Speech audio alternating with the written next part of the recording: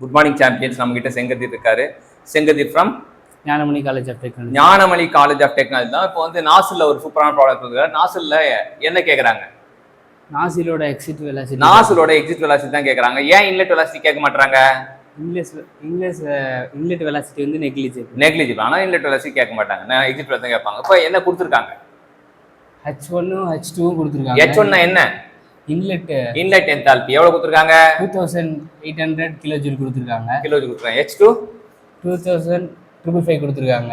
ரெண்டுத்தையும் கழிச்சா delta H வந்து 240p வருது. நம்ம ஃபார்முலா என்ன சொல்றாங்க? Exit velocity formula √2000 into delta H. ஏன்னா கிலோஜூல்ல கொடுத்தா தான் 2000 into டெல்டா H பண்ணணும். வெறும் ஜூல்ல கொடுத்தாங்கன்னா 2 into டெல்டா H போட்டாலே போதும்.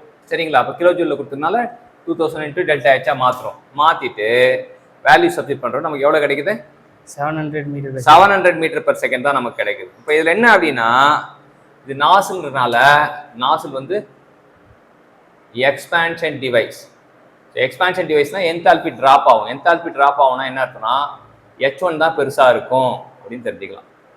அதே டிஃப்யூசர் அப்படின்னா அது வந்து கம்ப்ரெஷன் வச்சுக்கலாம். கம்ப்ரெஷன்னா என்தால்பி ரைஸ் ஆகும்.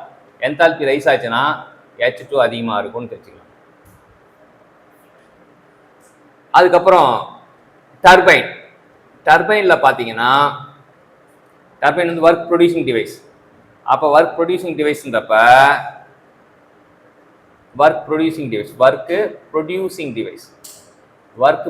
டிவைஸ்னால வந்து என்தால்பி வந்து என்ன ஆகும் அப்படின்னா, இங்கே ஃபார்முலா என்ன அப்படின்னா H1 = H2 + W அப்படின்னா H1 தான் பெருசாக இருக்கும்.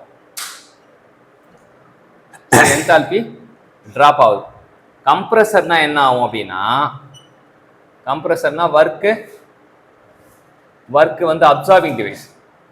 ஒர்க் அப்சார்ப் பண்ணனால H1 = H2 - W. அப்போ -W அங்கே போச்சுன்னா இப்போ இதில் வந்து H1 தான் வந்து H2 தான் வந்து அதிகமாக இருப்பான் அப்படின்னு தெரிஞ்சுக்கலாம். H2 வந்து அதிகமாக இருப்பான். ஏன்னா வந்து என்தால்பி இன்க்ரீஸ் ஆகும். ஸோ எங்கே என்தால்பி இன்க்ரீஸ் ஆகுது, எங்கே என்தால்பி டிக்ரீஸ் ஆகுதுன்னு சொல்லிட்டு நமக்கு நல்லா தெரியணும். இப்போ பாய்லர்னா H1 + Q = H2. இங்கே வந்து H1 வந்து சின்னதாக இருப்பான், H2 அதிகமாக இருப்பான். ஏன்னா இங்கே வந்து என்தால்பி ஆட் ஆகுது. என்தால்பி ஏன் ஆட் ஆகுதுன்னா it is a heat addition. இங்கே வந்து ஹீட் வந்து ஆட் பண்ணுறோம். இதே கண்டென்சர் அப்படின்னா கண்டென்சர்னா H1 - Q = H2. அப்போ இங்கே H1 தான் பெருசாக இருப்பான். ஏன்னா வந்து இங்கே ஹீட் வந்து ரிமூவ் பண்ணுறோம்.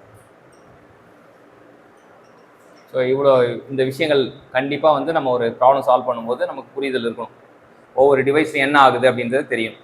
நாசிலில் என்தால்பி ட்ராப் ஆகுது, டிஃப்யூஸில் என்தால்பி ரைஸ் ஆகுது, டர்பைனில் என்தால்பி ட்ராப் ஆகுது, கம்ப்ரஸரில் என்தால்பி ரைஸ் ஆகுது, பாய்லரில் என்தால்பி இன்க்ரீஸ் ஆகுது, கண்டென்சரில் என்தால்பி ட்ராப் ஆகுதுன்னு தெரிஞ்சுக்கலாம். சரியா? Thank you champion.